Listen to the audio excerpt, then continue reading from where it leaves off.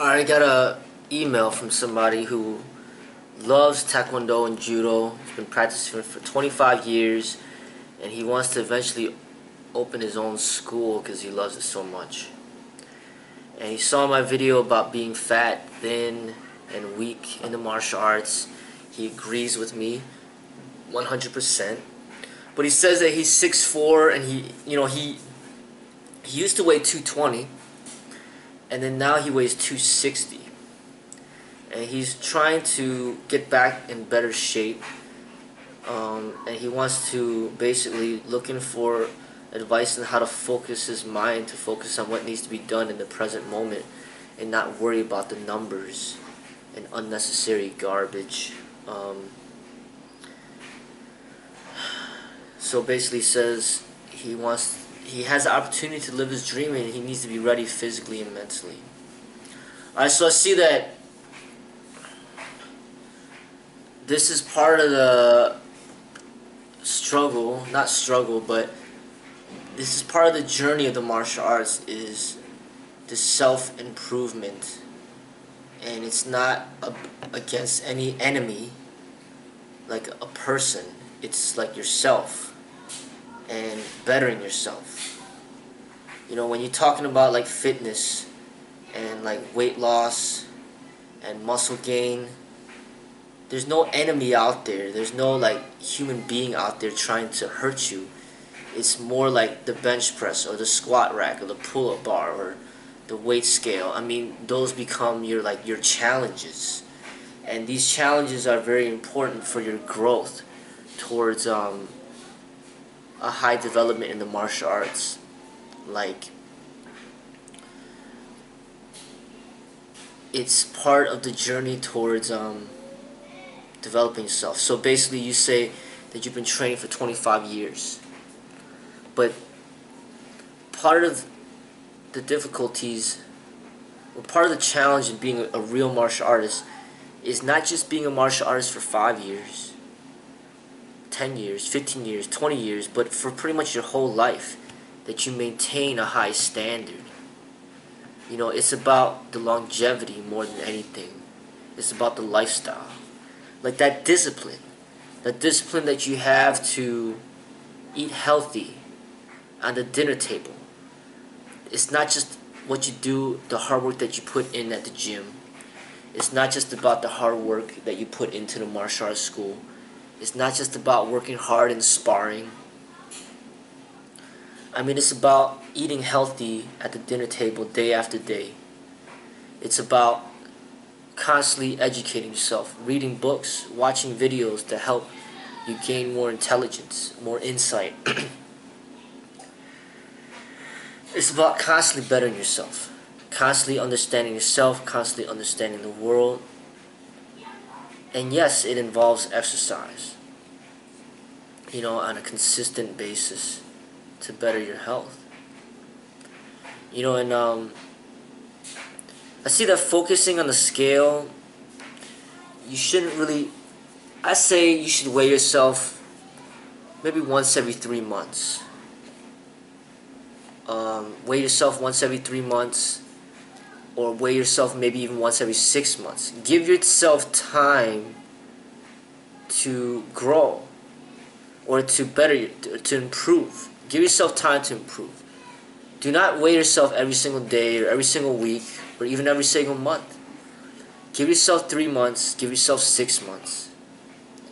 And get a scale that has a body fat analyzer.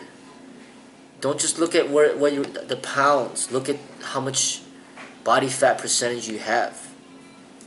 Look at your water ratio. Look at your muscle ratio. You need to get a body fat scale that measures all the different aspects. My weight scale measures the weight, the body fat, the water ratio, the muscle ratio, and the bone density.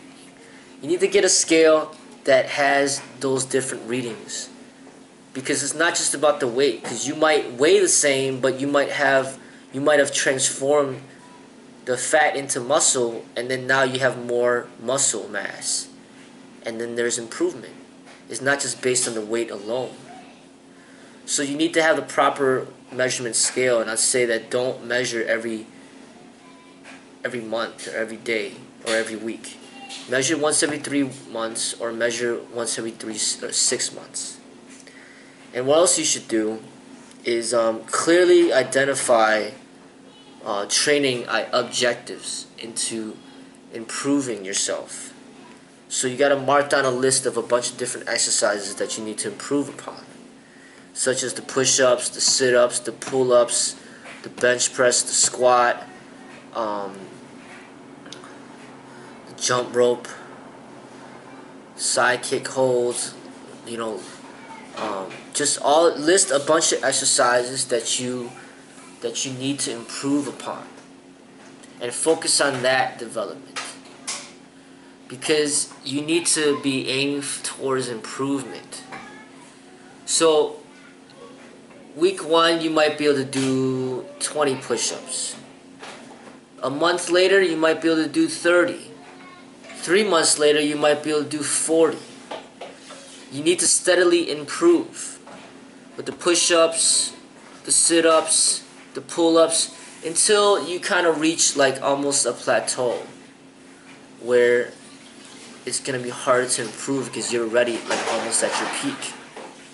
But if you're already not at your at the ideal body fat percentage for your height, then you will see that there's going to be a lot to improve upon, because you might not be able to do 1 pull-up right now. So you need to work towards developing yourself until you could do like 10 or 15 or 20. And you need to focus on the numbers of actual performance on your training objectives of the exercises that are listed. And you want to have exercises for every muscle group of the body. So that goes for the legs, the chest, the back, the shoulders, the biceps, the abs. So basically have a list of the exercises and aim to improve. You might be able to bench press 200 pounds today, and then 3 months later you might be able to do 230.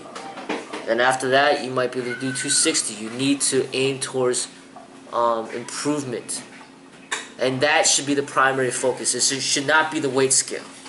The weight scale will come later on. Basically, when you see your athletic performance improving after 3 months, then you can measure your weight and your body fat, and then you'll definitely see an improvement there. But don't be dependent on the scale, because there are some cases where you can be very athletic and you can do all this stuff with your body, but then your body fat is just, it's not like really low. But big deal. It doesn't matter anymore, because your body is capable of performing athletic feats, which is even more important than what a scale will tell you. I mean, I've been training people. Some people, they have like a higher percentage of body fat, but they could do a bunch of things like athletically. And then you got some people that come in there that have a really low body fat percentage, but they're like very weak, very unathletic. So your primary aim is to aim to be more athletic. Aim to be able to do more push-ups, sit-ups, pull-ups, bench press more according to your weight percentage, bicep curls, military presses. I mean, just increase your athleticism. See how long it takes for you to run the mile. Do some jump roping. See how long you can go for. Challenge your body in athletic ability. And the weight doesn't really matter. It doesn't. As long as your athleticism improves and you're at a level where you're competent, then that's what's important. And you need to aim to be to your potential based on your height and weight. So basically, if you weigh 260 pounds, do not be satisfied if you could bench press 260 pounds one time. That's your own body weight. You should be able to do that. I mean, you should be able to do 260 pounds at least 10 times or more. Not just once.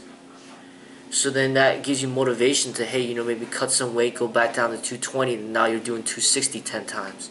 That's what you should be doing. So you need to be gauging your athleticism and your performance based on your height and weight.